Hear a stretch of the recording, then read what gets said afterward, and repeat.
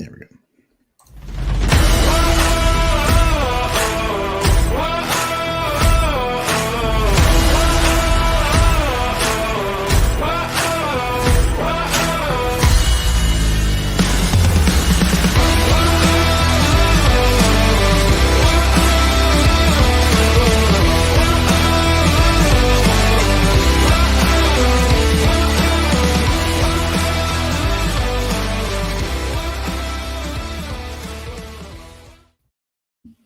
What's everybody? What's up, everybody?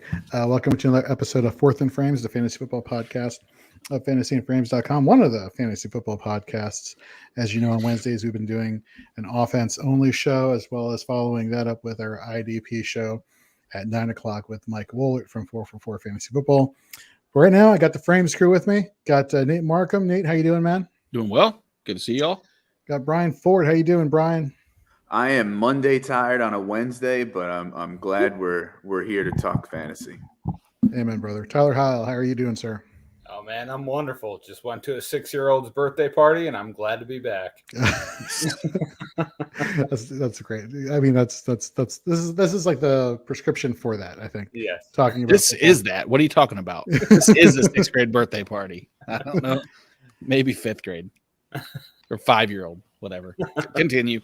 So for those who have been going over to fantasyandframes.com, thank you very much for going over to fantasyandframes.com and reading all of our article content and checking out all of our rankings. So yesterday, Nate and Tyler put out their waiver wire articles. So let's say you didn't get somebody that you wanted on the waiver wire. You know, somebody outbid you. Well, check out the waiver wire articles for IDP and on offense. And, you'll find some names that maybe you weren't thinking about that maybe still might be available on your waiver wire for week 8 of the fantasy football season that can help you win your matchup. So go check that out. And then, of course, Teddy Ricketson put out our starts and sit article for the week. And then we got, starting tomorrow, our primetime matchups articles with our quarterbacks and tight ends, followed by our running backs and wide receivers, and capping off the week with our primetime matchup articles, looking at IDP players for you to start this week.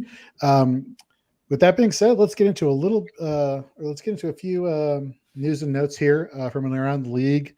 Nate, why don't you take it away for us, please? Yeah, so I saw today that Baker Mayfield, quote unquote, could play in this matchup. And Tyler, I'll talk to you about this. Would you ever recommend a person with a torn labrum and a tuberosity fracture to ever start in a game that at this point where realistically you could probably rest them for one more week? Well, I'll start by saying not a doctor. Not a doctor. I will finish by saying I have watched the Browns play every week. I have watched Baker Mayfield play every week since he tore his labrum in week 3, I believe it was. He has not looked like the same person. He has not looked like the same player in any way, shape, or form. If he plays, I wouldn't feel more confident than I would if Case Keenum were playing. I feel good about Case Keenum being a backup, but Baker Mayfield playing does not give me any sort of confidence boost in the receiving weapons for the Browns. Yeah, and not to jump around too much, but on that same team, Nick Chubb is again, quote unquote, hopeful to play against Pittsburgh. Do you rush Nick Chubb back, or do you just watch what Dearness Johnson did and let him take the reins one more time to get healthy for this, I think inevitable potential playoff run? Yeah. If I'm the team, I want Nick Chubb back. I know Dearness Johnson had a wonderful weekend. He was hitting every hole there was available. He looked fantastic. But end of the day, Nick Chubb is a top 2 or 3 running back in the NFL. You want that guy on the field. It's a difference-making player. Right. Brian, you want to answer Dave's gross question? Seems like what's with this. Why'd you make me do it? Because you like gross questions. If Saquon sits David Johnson or Boston Scott, I think, and I'll talk a little bit about it later, you saw Boston Scott get some run, especially down near the goal line. I don't think it's going to be just a Gainwell show. I don't think, there's going to be much the Texans are going to be doing against the Rams, even though Ingram's gone. I just don't see the opportunities there for David Johnson, even on like some short passes and that sort of thing. I don't know. To me, it's a coin flip, but I would go Boston Scott. Fair enough. Another action or lack of action. Dak Prescott was limited in practice, came up lame at the end of at week 6 with a calf injury. Obviously, it's something worth monitoring for the rest of the team, especially as they get Michael Gallup back. The offense is obviously going to start taking. See Jorge pop up. He heard Michael Gallup's name and immediately pepped up. I will not excited. quit Michael Gallup. Injuries be damned, and CeeDee Lamb and Amari Cooper notwithstanding. No. Hey, Michael Gallup, when he's on that, the Browns next year, watch out when he. Hey, it's a good fit. It really does. I would love it. I think it makes sense. Him or Godwin, baby. Let's go. Perfect. There we go. All right. Now we're talking about that's the trade show potential. Let's just do the rest of potential trades, make our teams better. Do we have enough defensive players to talk about to make their Chiefs better? I don't think so. So we'll move along to another gross situation in New York. Mike White appears to have earned the start this week, even though Joe Flacco was traded for. But Robert Saleh actually really, or Saleh, however you want to say it. I've heard it both. I guess Saleh is what I'll go with. Really likes Mike White. They, at the beginning of the season, instead of bringing in a veteran to back up, they pulled him on practice squads. They had him in there. I don't like the situation. I think it's great for Cincinnati pass rush and Cincinnati defense as a whole, but just gross. I don't think we need to harp on the Jets, unfortunately. Brian, do you want to? Absolutely not. I didn't.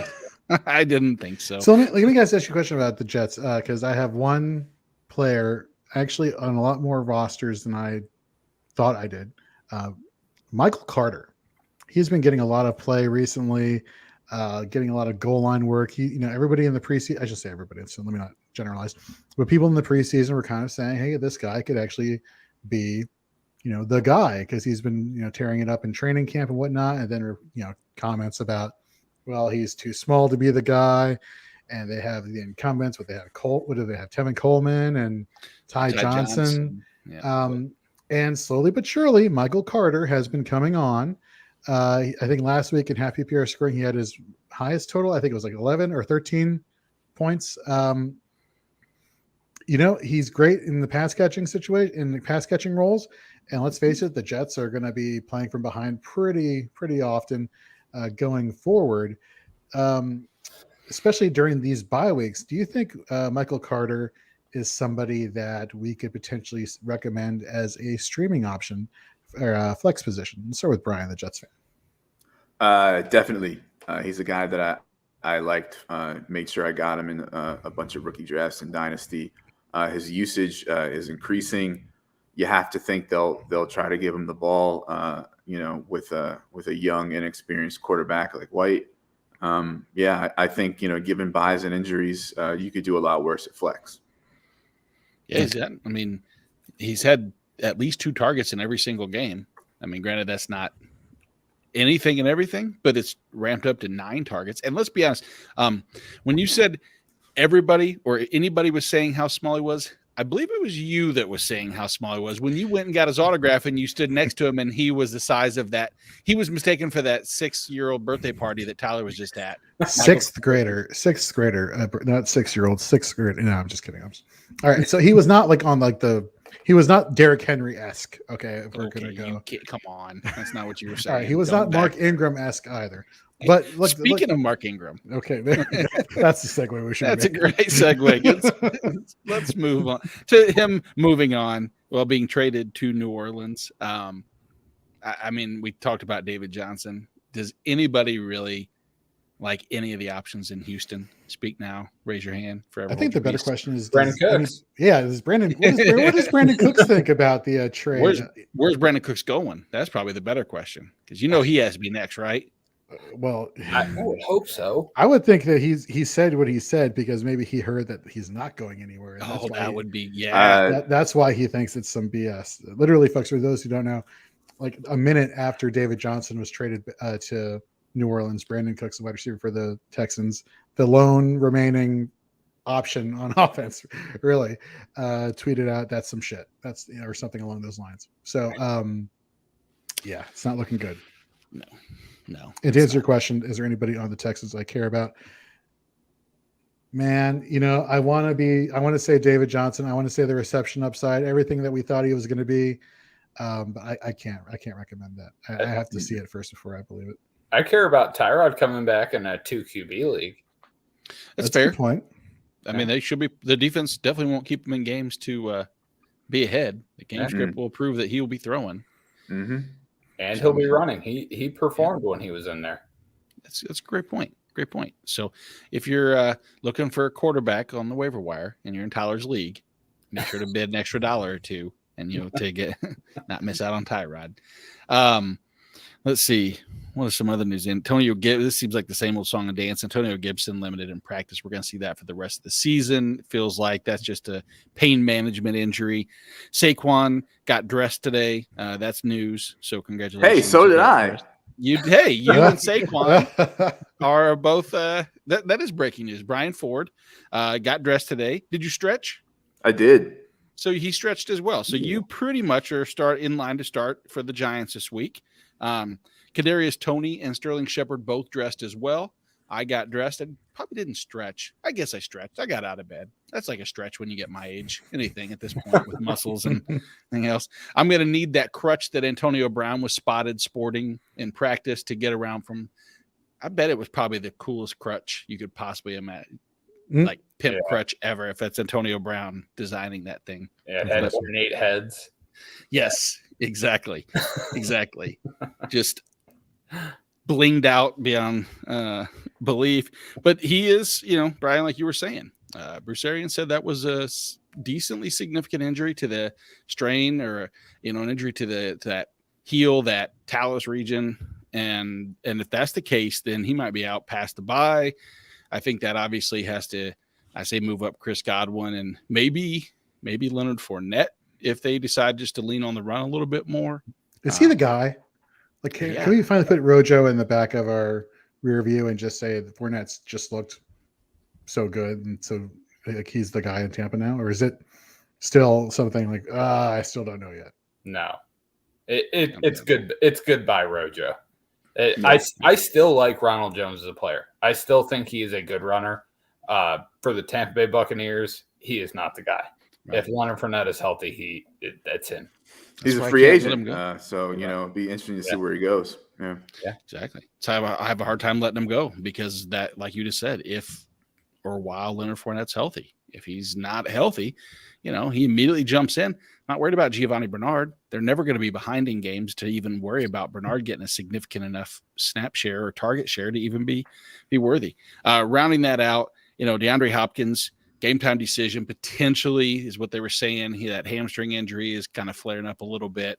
That's something to pay attention to in that weird game that's going to happen tomorrow night between 2 or 3 of the Packers that are left and Arizona.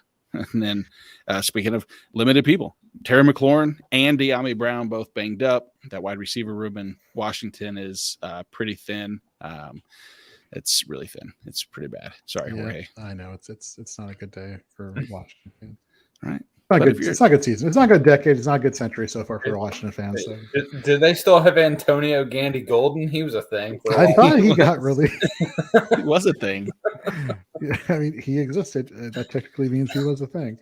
It's bad. Heineke's looking like he's capped out now, and he's falling back. They can't wait to get Ryan Fitzpatrick back. Fitzmagic back, That's okay, right. Whatever. Yeah, that's sure, exactly. That's the missing piece right there. Fitzmagic and maybe Curtis Samuel. And I'm okay with him not being there. I was not sold on his. I'm not sold on him. Let's be honest with you. Do you know there are people around the nation's capital who are actually saying Ron Rivera's got to go?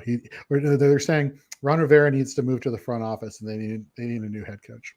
Okay. Yeah. So we're at that level for Washington fans, just letting you know. You can't figure out why. Washington's tough right now because their pieces are there. Like, I'm sure Jack Del Rio's taken a bunch of heat because here's this defense that should be elite, and they're not.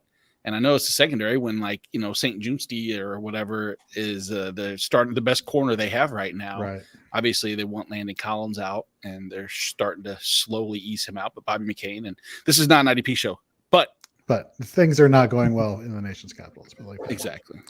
We're going to do a prime match, or do you do In your more dynasty ways than pandemic one.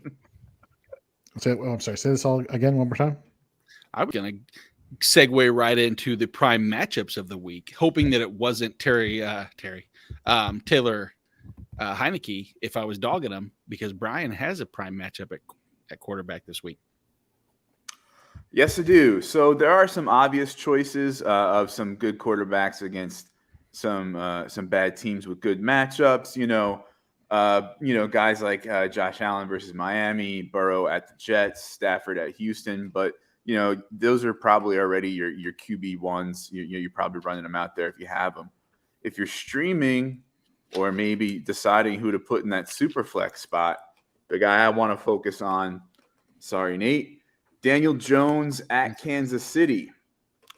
He can do well because he has a fuller complement of weapons this week against a bad Kansas City defense. I think they give up like the second most points to quarterbacks. And he will have to do well because I think Kansas City is a home game, prime time. They're looking to bounce back. They're going to have their foot on the gas. I think Jones is going to have to pass it to keep up. I would not be surprised if Jones outperforms his ranking of number 13 in Fantasy Pros ECR right now. Yeah, it wouldn't shock me in the least at all. And like you said, I think that with implied point totals being as high as they are, and I mean the Chiefs are just bad. I didn't expect this to be the prime matchup and or the pick on defense of the league so far, nor did I expect Washington, both of our teams to be that team. But it is what it is. And the good news is, like you said, they get a full complement of clothed players back with Saquon, yes, Tony, Shepard, all getting dressed. It sounds like all systems go. Hopefully no shoes, no shirt, no service in against the Chiefs this week. But Jorge, who at running back is in this prime matchup we should throw in our lineup? So he's going against the linebacker duo that does not shy away from tackling. Referring to Olakun and Deion Jones in Atlanta. But I think Chuba Hubbard's going to have his breakout game this week. He's been teetering on the edge throughout the course of the season since taking over for Christian McCaffrey. His highest output came against Philadelphia, where he had 15.9 half PPR points. He was kind of shut down by New York, which is actually really good against the run, which is not going to help me in a flex off in a little bit. But that being said, he has been playing. Okay, look, everybody was right who said he's not CMC. Congratulations. You're right. I can look at his driver's license and I can see he's not Christian McCaffrey.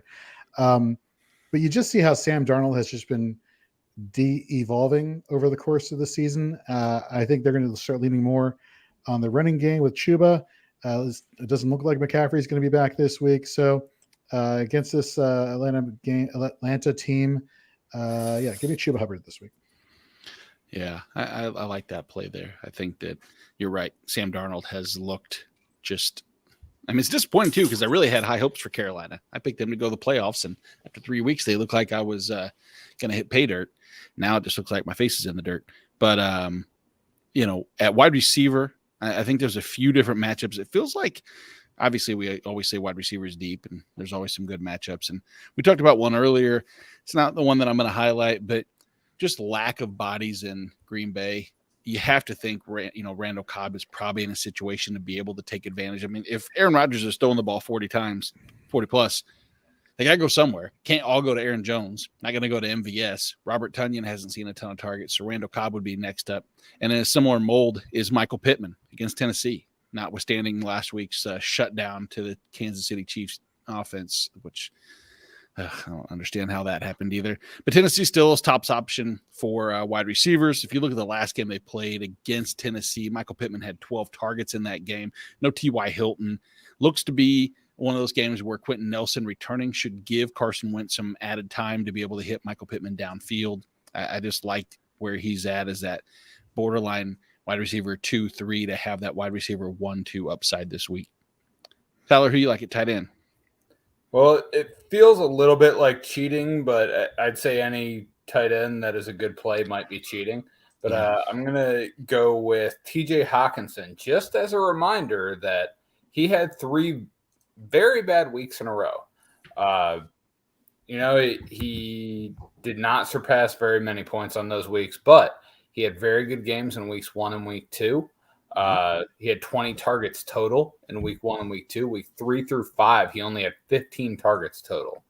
And then 6 and 7, he had 20 targets again. So this speaks to the Lions wanting to make him the focus of their offense outside of DeAndre Swift. He is the best receiving option they have, again, outside of DeAndre Swift. You add that to the Eagles allowing the 6th most points to opposing tight ends, and you're looking at potential for a top 3, top 4 performance at the tight end position. Yeah, I love Hawkinson. Just waiting for him to, like you said, keep picking up. Where's he at right now overall?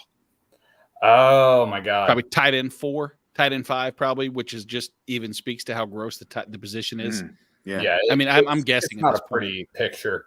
I mean, he's a tight end 4 in full PPR, I believe, but I think he's the tight end 4.5 PPR as well. Hey, let me ask you guys a question. Speaking of the tight end position, we saw, it was a week of practice, with his new team, and we saw Zach Ertz catch that ball and go for the touchdown. Do you think that was just like a blown coverage and he just took advantage of an easy opportunity? Or do you think Zach Ertz could actually be somebody that you could rely on at the tight end position for the Cardinals, especially like tomorrow against a depleted Green Bay offense that should not be on the field a lot? Yeah. So he was up there for prime matchups for me. I do like him rest of season. I think he has potential to really produce at the tight end position. He's not going to be an elite producer like he was 3 years ago, but no one's paying attention to him. No one that plays the Cardinals is thinking, oh, we need to stop Zach Ertz. He's going to be open. My issue with making him a prime matchup against the Packers is they don't have many weapons outside of Aaron Jones. So I'm not entirely sure how many points they're going to put up that is going to require the Cardinals to get the ball away from Chase Edmonds and James Conner. Yeah, it's just, man, the Packers in prime time, and just if there's a quarterback that can get it done, it's probably Aaron Rodgers. But, if we're going to talk about quarterbacks getting it done, why don't we segue right into damn it, I got to hold on. I thought I had a sound bite, but I'll speak slower into this week's Flex Off.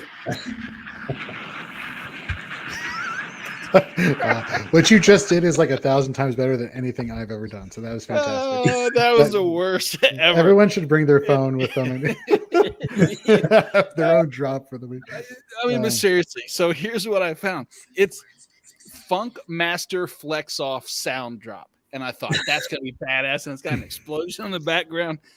And I got a trickle of a flame, which is perfect because I get a lead in at quarterback with, let's hope, does not just fizzle away into nothing, is this matchup against Jorge is my Jalen Hurts versus your Justin Herbert. So before we start this, all right, I want to go back to the week before the last week of the preseason before week 1, our bold predictions episode. And it got to me making a bold prediction for the season. And I said by like week 8 or week 9, Gardner Minshew would take over as the quarterback for the Philadelphia Eagles. There's talk about, Sirianni maybe wanting to make a change. They just got rid of Joe Flacco. The only other guy they can make a change to is Gardner Minshew. He's great. Hurts is great for fantasy. But man, there's only so much bad play you can kind of put up with, and garbage time isn't going to, Blake Bortles was great at garbage time, but that didn't help him keep his job. So I don't know how this is going to help Jalen Hurts in the long run. I don't feel like this is a fair starting point. That seems like I said he was good for fantasy. I get your argument for Justin Herbert. Herbert. He is good for fantasy. He's good enough for fantasy, and this is a fantasy You're flex right. off. I'm This just isn't a agreeing with real you. life football flex off. Hell no, I wouldn't have Jalen Hurts as my starting quarterback in real football. But it's luckily for us, the whole team is in shambles. And I'm sorry, this is pure. Just I think it's always audition. I think they want to have Jalen Hurts, and the matchup is prime. It's Detroit, 10th most points allowed to the quarterback position. Here's the question: only one team with a rushing quarterback against Detroit has actually been successful so far in running the pass. This sounds like a negative to start off, right? That was Baltimore. Lamar Jackson had a good week. They played the Bears. I don't count Justin Fields because the Bears don't know what they're doing in terms of how to utilize a rushing quarterback. But what has Jalen Hurts done? He's been the number 2 quarterback overall in fantasy scoring. That's a pretty solid start. And wasn't Justin Herbert your quarterback 1, your preseason ranked number 1? That is correct. Just checking. See, 7 weeks does not make a season, but 7 games out of Jalen Hurts has produced this. He has produced 5 top 12 finishes and 2 top 5 finishes. Yes, that is 7 top 12 finishes in fantasy scoring at the quarterback position. Who's the other quarterback to do that this year? Nobody. Nobody's done that. No quarterback has finished in the top 12 each week in fantasy scoring. On the other side, what has your number 1 quarterback done? He's finished in the top 12 a total of 3 times out of 7 games, maybe 6 games. I think they had a bye, but whatever. I'm not here to do math. And he's finished in the top 3 a total of 2 of those 3 times. So what you're doing is you're thinking high-end results potentially for Justin Herbert or outside your QB1 position. Or do you go with tried and true every single week? It might be garbage time. It probably could be garbage time against Detroit as well. I mean, Detroit has been known to, keep the games close. Every single game I've watched of theirs, they seem to lose by a field goal. So something tells me the same thing can be had here. And yes, as soon as Gardner Minshew takes over, I will concede that you were correct. But when he plays 17 weeks and he finishes as the QB2 overall, someone's getting a pie in the face. Hey, we did not agree on what the actual punishment was. Whatever. You just got to watch your back. I might be coming with a pie. I may just take a flight out the You don't know where I'm at. And you just out of nowhere, boom, hey, I'm in your basement. Bam, pie. Go ahead. All right, so let's go with the obvious for Justin Herbert. He has not lived up to my QB1 overall expectations in fantasy this year. Mm-hmm. And let's look at his performances. Week 1 versus Washington, which they had a pretty okay defense.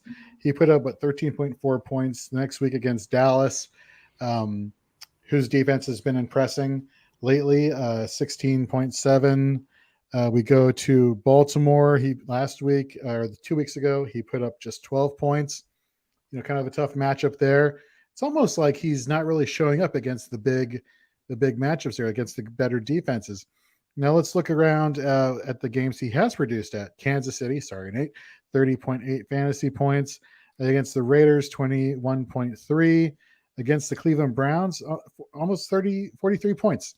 So why am I saying this?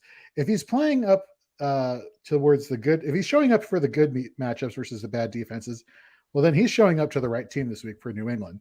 New England, who's graded out as the 3rd worst pass rushing unit in all of the NFL, 10th worst ranked rated defense overall, according to Pro Football Focus. Justin Herbert is the 3rd most accurate passer in the NFL. Now, consider the fact that he is the most pressured passer in the NFL. This is back-to-back years, his rookie year and this year, where he's been one of the most pressured quarterbacks in all of football, yet he is spot on in delivering the ball to wherever he wants to go with the ball, which is probably Mike Williams, which, by the way, isn't it kind of weird that Keenan Allen's just fallen off? That's just my little side note. That is the Keenan Allen manager. And let's look at the past couple quarterbacks that New England has faced. Dak Prescott, he put up 25.8 fantasy points. The Cowboys have some good receivers, a good running back. Look, it's the Chargers. They have a couple good receivers and a good running back. And let's look at Davis Mills, who doesn't have any of those things. Houston Texans quarterback who put up close to 25 fantasy points against the New England Patriots. Give me all the Justin Herbert in a bounce back week in a primetime matchup and a prime matchup for him going against this New England defense. All right, somebody's got to be the judge here. So Brian or Tyler, Tyler's going to be the judge? Okay, first to unmute. I got you. All right, so I really like both the arguments. The one glaring weakness that I saw was Nate really glossing over the garbage time thing for Jalen Hurts. You know, he mentioned it. He certainly did mention it. But to have garbage time, you need to play a team that's going to score points. And I don't consider the Detroit Lions a team that's going to score points and give Jalen Hurts that massive garbage time opportunity like he got last week when were they down 30? Was it something like that? Give or take 29, yeah. Yeah, there's no way the Lions are going up 30. So I like the bounce back week argument from Jorge for Justin Herbert. I'm going to go with Jorge. Oh my God, you have to be on the show more often, Tyler. I feel like this is one of the rare few flex offs that I've been afforded a victory, and so I will take it. Thank you. Now I'm going to go back to my losing ways because who I'm defending. So Nate, who do we got next? The next matchup we have a. Damn it! I wish I had a sound drop for a wrestling one. You probably have something comparable for a triple threat match. That's when they would. We have three. The first time ever, Fantasy Frames history, a three-way face-off, flex-off. 4. Jorge, you are taking the defense of Darrell Williams for the Kansas City Chiefs. Yeah, good. Brian, Kenneth Gainwell of the Philadelphia Eagles. And Tyler, Khalil Herbert with the Chicago Bears. Jorge, since you just finished, Brian, I'm going to let you start the festivities off and tell me why Kenneth Gainwell should be started over Khalil Herbert and Darrell Williams this week. And you're on mute. Yeah. So sorry, having some dog noise here. So I was trying to spare us. Oh, you're good. You're good. So let me start by talking real briefly. Heath Cummings had a tweet, I think it was yesterday, maybe, about be careful going all in on Gainwell because Boston Scott got touches, especially after the Gainwell fumble, including down at the goal line. And because Heath Cummings needs me to amplify with his measly followers, I retweeted it and I kind of agree with him. I'm not as super high on Gainwell is the top waiver wire ad this week like some people are. However, relative to the two people in the flex off, I think I can make a case. So we'll see. He definitely saw opportunity after Sanders went down. He's shown flashes of running and receiving this year. I think he's a better dual threat than Boston Scott, so he's going to see more of the playing time and more of the touches. Detroit is 29th versus running backs this year, and I think they're going to want to make it easy on Hurts with all this talk of how he hasn't been doing anything except in garbage time. So I think they're going to want to run it. They're going to want to do some easy throws for him. And I think there's a chance of a positive game script to help out Gainwell's stats as well. So I like Gainwell relative to Darrell Williams, who in week 6 had what Scott Pianowski calls touchdown deodorant, where if he scored 2 touchdowns to mask only 62 yards on 20 carries. And in week 7, obviously they were down, but he had only 20 yards and was only caught 3 balls. And so, it's not like he was real big in the passing game. I don't think they're going to want to ground and pound against the Giants. And so I don't see Darrell Williams being as good as Gainwell. And Khalil Herbert, I like a little better than Darrell Williams. He's a guy I drafted in a few rookie drafts in Dynasty. I think we look at the 100 yards against Tampa Bay. It's only the 3rd time since Todd Bowles has been defensive coordinator, that sort of thing. I think toward the end, Tampa Bay really didn't care if they ran. They were up, and so I think some of that is a little fluff in those yards. The entire team is a mess in Chicago. Bad offensive line. I think there's going to be a negative game script for them in just about any game these days. So I think given all the factors, give me Gainwell over Williams and Herbert. Excellent point. Tyler, do you want to defend your Khalil Herbert overhype that Brian has passed in your direction? I sure do.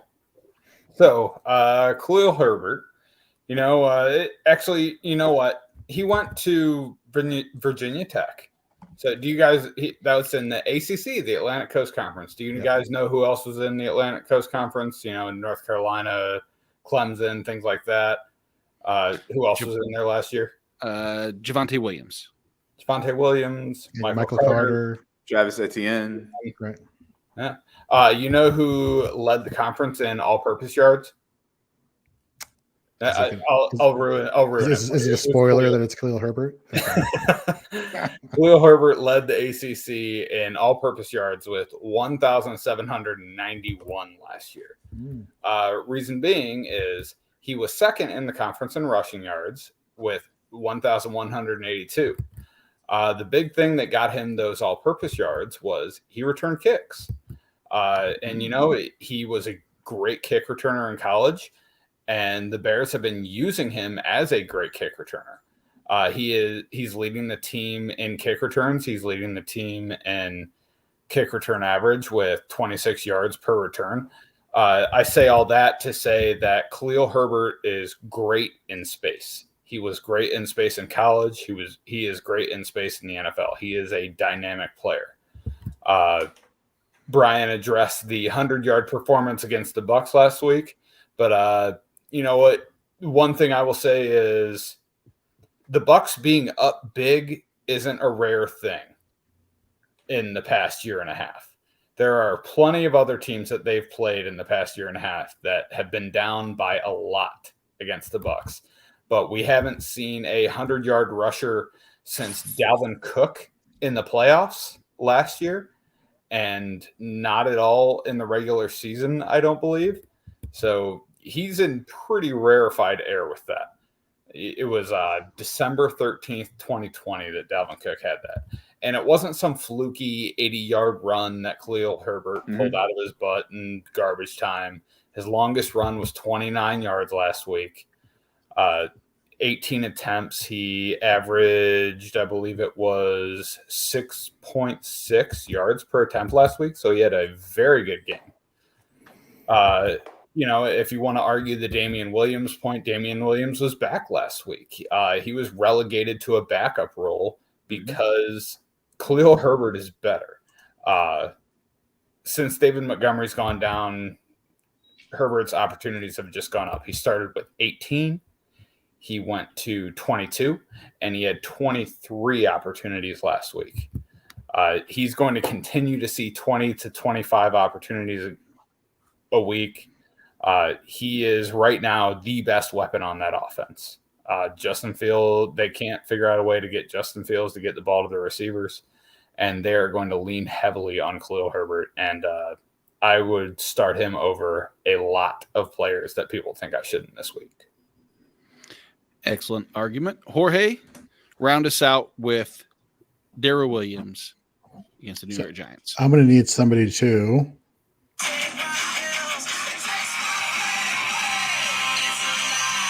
take my pain away. All right, that was not the greatest drop. I got to work on that. All right, Darrell Williams. Darrell Williams. Okay, Darrell Williams. In weeks 5 through 7, he has obviously taken over this backfield with 35 snaps compared to Jerick McKinnon's 8 snaps. During the most recent week, in week 7, he averaged 4 yards per attempt. His target volume has been going up each week. His usage has been going up each week. And what does that correspond to? We go to week 5. Let's look at Patrick Mahomes for a second. Passing attempts, 54. Week 6, 47. Week 7, 35. Now, granted, some of that was him being hurt for a bit. That notwithstanding, we're seeing the passing volume kind of go down for the Kansas City Chiefs, and we're trying to see Darrell Williams kind of, maybe not doing a lot, but they are incorporating him more in this offense for Kansas City. He is efficient on the ground, at least he was last week. And like I said, the target volume is going up there, which is great because the New York Giants are actually one of the better tackling units in the NFL and are actually middle of the pack in terms of playing against the run. So the fact that Darrell Williams is incorporated into the passing game is important. You know, defenses are going to be keying in on Travis Kelce and Tyreek Hill, and quite frankly, they are going to need to, shovel a lot of this passing game and to the running back position just to keep defenses honest. And so going against a New York Giants team, which defensively, like we've been saying, has been playing pretty well. I think the Chiefs come out pissed off from last week, and they just let the offense just go ham crazy against this New York Giants team. And that is why you want to be starting Darrell Williams this week. Golly. I tell you, adding a third person and doing this triple flex off makes things a lot more challenging, because there were pieces of everybody's argument that I was wanting to check off as far as my why would I play them. A chuckle out of the touchdown deodorant remark, Brian. I thought that was very nice. I know it wasn't yours, but whatever. I mean, at least you used good context.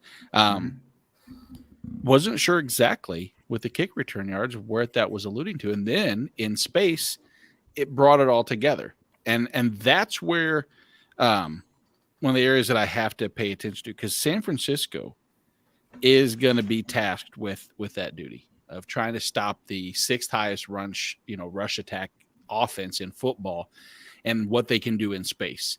And that's where it's going to be tricky, is to determine if, that's perfect. So what I'm getting to is I think the in space and I think the passing game, I think Khalil Herbert is going to be my choice in this particular flex off, gentlemen. He was clairvoyant, predicted it, said he would. And I think that's probably first time being on the flex offs. Or was it the first time? Second time? Second. I thought so. Yeah. Damn it, I should have given you a harder one. That was my mistake. So, but good news is we get retaliation against Tyler, Brian. You and I do, when he has to take on broke ass Tyler Lockett and Geno Smith. And you and I get the all-pro, all-world wide receivers of Julio Jones and Jerry Jeudy. I'm going to let Tyler, you had to go last time. Why don't you go first this time and tell us why Tyler Lockett's going to score more than 2 points this week?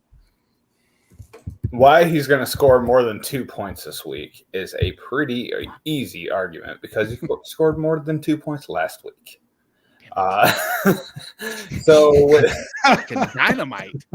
Damn it! Didn't see that one. He won. It's over. It stopped. All right. Shit. The Geno Smith portion of this is a little hard to get behind, but DK Metcalf performed last week. He had a 84-yard house call last week. Tyler Lockett is a notoriously streaky player. He had a great finish last year, and he only finished with double-digit points in 6 games over the entire year. He started the season this year with 2 games in a row, 2 big games in a row, and he has disappeared since then. He's had 5 poor games in a row. Quite simply, he's due. There is always the opportunity of him taking one of the house. That dude is fast.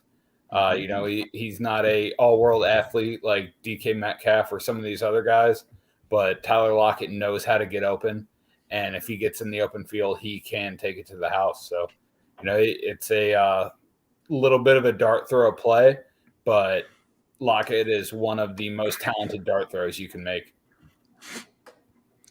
All right. Let's go to Brian, who has the task of defending Mr. Julio Jones this week.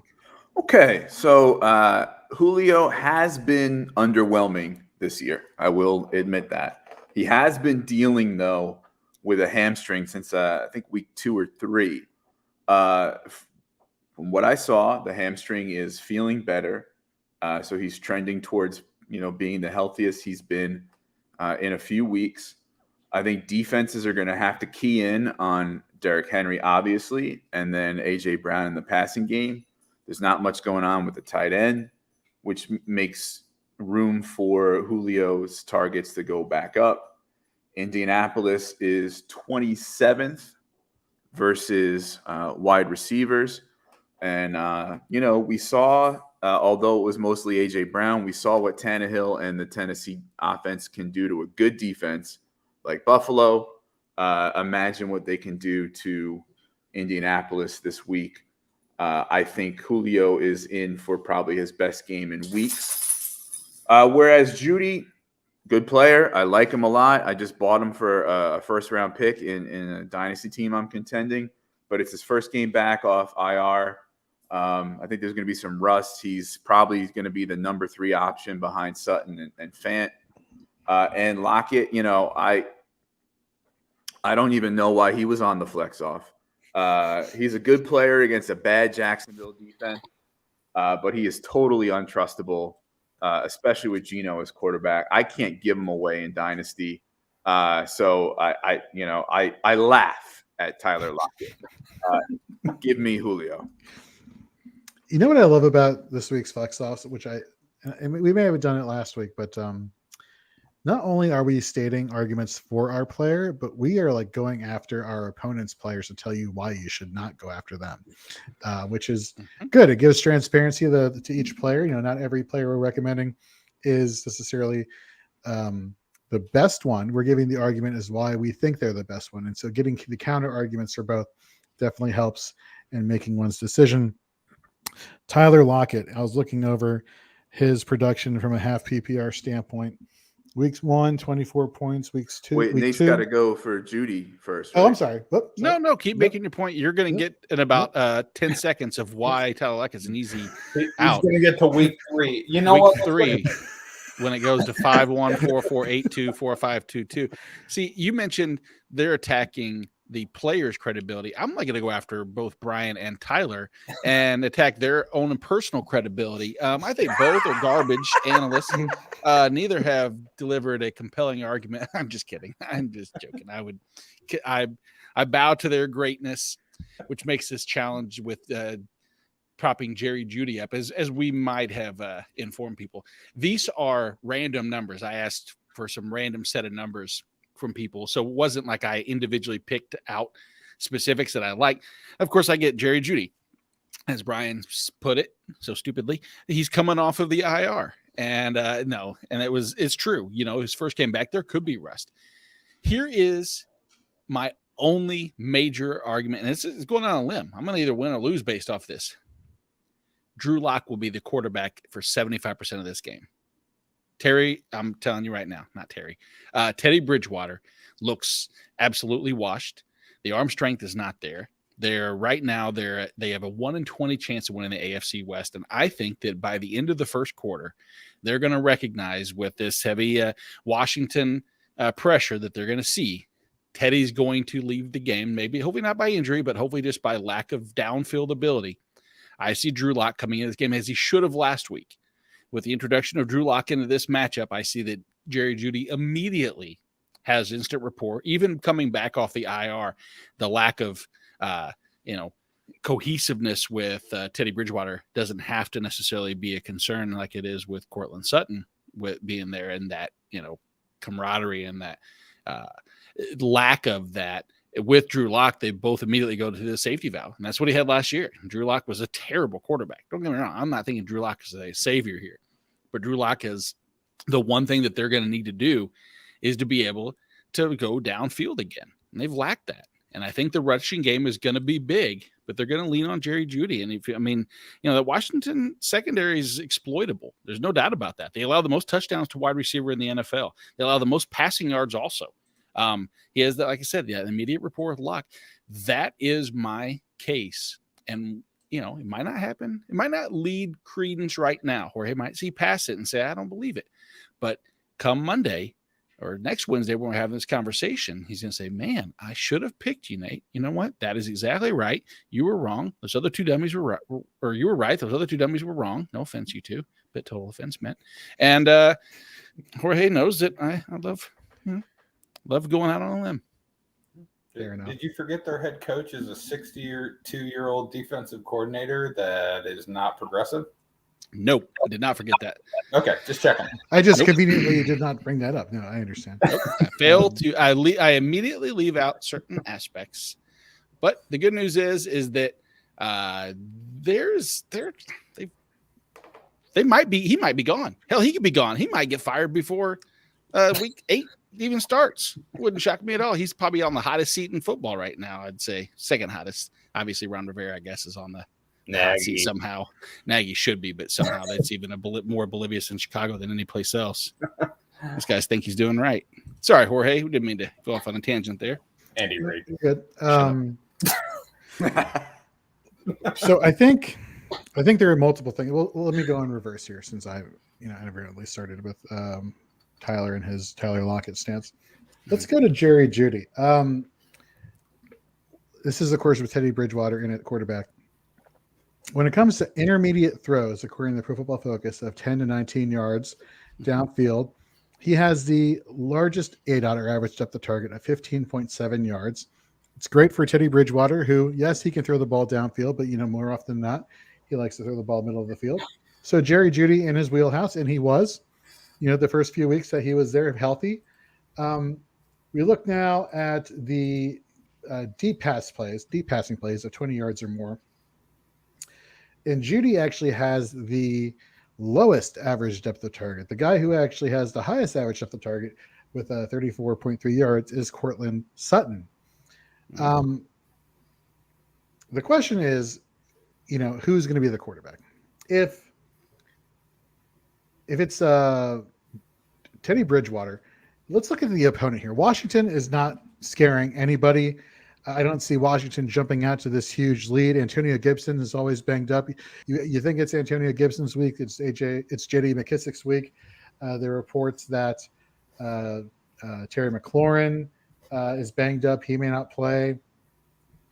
So if this is the case here, and Teddy Bridgewater is the quarterback for the Broncos, there may not be a need to exploit Courtland Sutton's 34.4 average depth of target in deep passes, and they just may have to just matriculate the ball down the field and give it to good old Jeudy, because the chemistry is there.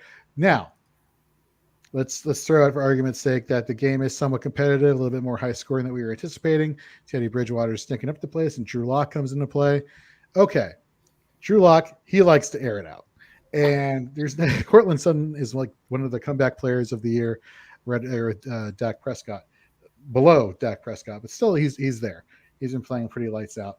In which case, I see that being a Courtland Sutton matchup. So it really depends on who's the quarterback.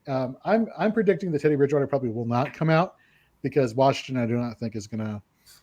I think they're going to disappoint this week. So there is a potential for Jeudy.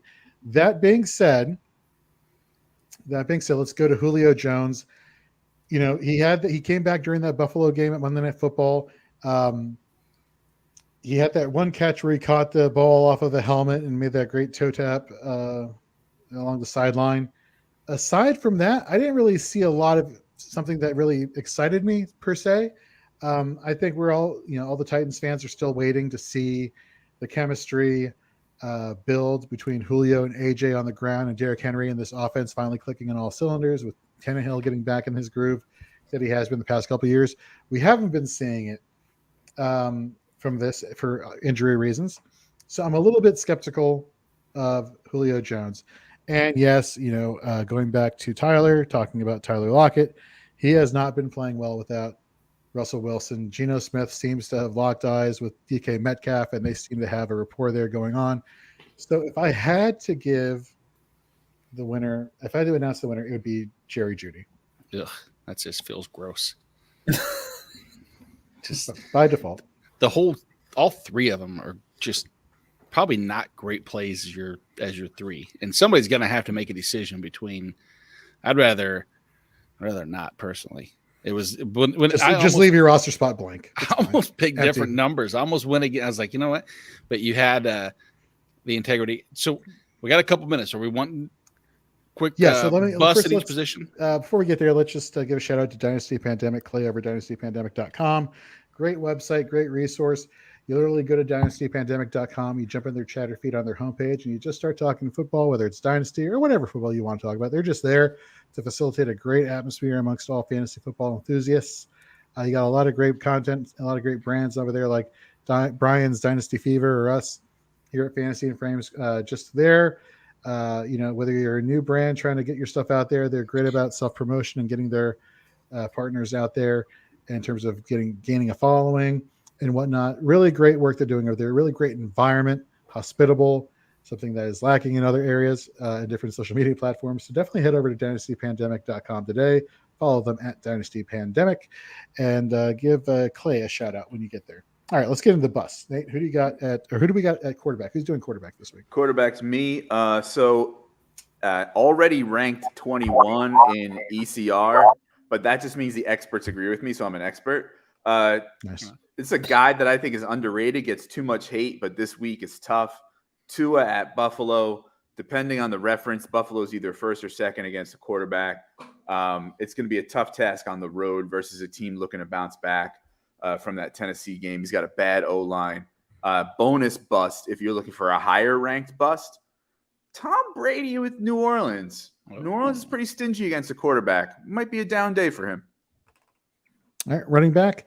I'm going to go. I think it's safe to say, even though his metrics as a runner and a receiver lead the team, I'm referring to Chase Edmonds of the Arizona Cardinals. We could talk about all the superlatives of how great he is as efficient as he is as a runner, how fast he is, how elusive he is. He has all those things and then some over his counterpart, James Conner. You know where James Conner excels? In the red zone within the 5-yard line. Chase Edmonds, when in scoring position, has 1 attempt on the season. James Conner has 10. I believe James Conner has 6 touchdowns. I think this just keeps on going. I think he gets his red zone opportunities again when in scoring position. Arizona looks unstoppable. So fade Chase Edmonds now and for this foreseeable future. Wide receiver. Tyler, you have what did you pick someone that you want a specific position? I didn't even ask you who you might want to go with. I just rolled tight end. Okay, so at wide receiver, even with, like we talked about earlier, Antonio Brown being on the crutch and being out potentially for this game, you would think that maybe all signs point to a Mike Evans blow-up week again like he's had over the past couple. And I think the opposite. I think New Orleans seems to be his kryptonite. Marshawn Lattimore has been matched up against him the last 3 times they faced each other. He does have a tendency to see him in coverage about 40% of the time. And in week 1 of last year, he had 2 targets, no receptions, ended up with 1 catch for 4 yards and a touchdown in that matchup.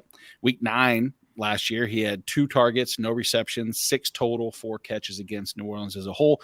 In the game before that, in 2019, he had 1 target, no catch against Lattimore. I don't know if he'll get matched up exclusively, but Lattimore does seem to shut him down. And if you get Evans in the red zone, which is definitely the area that he excels at, which is why he has that kind of safe fantasy floor, New Orleans allowed the second fewest red zone touchdowns to opposing wide receivers so far in the season. So I think everything's leaning towards that Mike Evans disappointment game. Hard to take him out of your lineup, but I think temper expectations. Yeah. All right, that leaves tight end. We're not doing tight end. Yeah, I'm going to do tight end. Okay, yep. Yeah, we're going to, sometimes some of these guys that are at the top of the tight end rankings, you've got Dawson Knox at tight end 3. You've got Mike Gesicki at tight end 4. You've got Dalton Schultz at tight end 5. These guys were not highly drafted. If you're holding on to multiple tight ends, there's a scenario where you have to make a decision. Mm-hmm. If Logan Thomas were healthy, I'd have a scenario where I'd have to decide on Noah Fant or Logan Thomas. So, it can be important to point out which one of these guys might not perform. The guy that jumps out to me, depending on health, is Mike Gesicki. There is a chance Devontae Parker comes back this week. Quite simply, Mike Gesicki is not a tight end. He is playing over 90% of his snaps out wide. He is playing the wide receiver position, and that is due to lack of options. The Dolphins would rather play Mike Gesicki out there than put Isaiah Ford or Preston Williams or Albert Wilson out there, and I don't blame them one bit. There's a chance that Devontae Parker is back this week and starts stealing some of those snaps from Gesicki and really brings his value down. Before Devontae Parker went out, Gesicki was getting 65% of the snaps. After Parker went out, he was getting high 70s, low 80s% of snaps. His snap percentage skyrocketed. Not to say that he can't be played in a rough tight end landscape, but if you're deciding between some of these guys that were very low drafted or waiver wire pickups, Mike Gesicki could suffer a little bit this week. All right. Good stuff. Well, thank you very much for tuning in to our offense only show here at Fourth and Frames. Stay tuned in a few minutes for our IDP only show. Don't forget to head over to fantasyandframes.com. Check out our rankings, our IDP rankings, our offensive rankings, getting you ready for week 8 of the fantasy football season. Come back on Sunday at 10 a.m. Eastern for our 4-eyed pregame show, where we go over start and sit questions, ask all the questions you want, and we'll go over some options at the flex position. Even though this bye week is here, we still have some great options for you to take advantage of to help you win your weekly matchup. That was horrible. Yep. And of course, on Sunday, we'll go over, actually, we didn't have time to today. We're going to go over the status of the 4-eyed championships tournament. We didn't really get to that, but we're going to get to that. We haven't been going over that recently, but we will, and see who's doing well and in good position to make the playoffs so far. So stay tuned for that. And so for Tyler, for Brian, and Nate, I am Jorge. Y'all have a good night.